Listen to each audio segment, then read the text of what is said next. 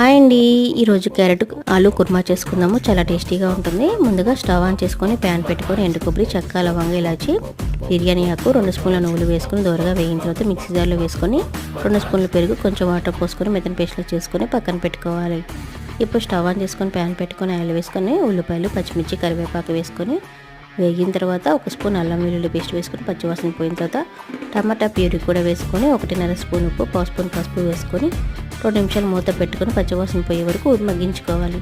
ఇలా మగ్గిన తర్వాత 1 స్పూన్ కారము, 1 స్పూన్ గరం మసాలా, 1 స్పూన్ జీలకర్ర, ధనియాల పొడి వేసుకొని 1 నిమిషం బాగా కలుపుకొని ఎండు కొబ్బరి, నువ్వులు పేస్ట్ కూడా వేసుకొని కొంచెం ఆయిల్ పైకి వచ్చే వరకు వేగిన తర్వాత క్యారెట్, ఆలు ముక్కలు కూడా వేసుకొని 1 నిమిషం బాగా కలుపుకొని 2 నిమిషాలు మూత పెట్టుకొని మగ్గిన తర్వాత తగినన్ని వాటర్ పోసుకొని క్యారెట్, ఆలు ముక్కలు ఉడికే వరకు ఒక 10 నిమిషాలు ఉడికించుకోవాలి. ఇలా ఉడికిన తర్వాత చివరిలో కొత్తిమీర వేసుకొని స్టవ్ చేసుకొని సర్వ్ చేసుకుంటే ఎంతో టేస్టీగా ఆలు క్యారెట్ కుర్మా రెడీ. ఈ వీడియో నచ్చితే లైక్ చేయండి, షేర్ చేయండి, సబ్స్క్రైబ్.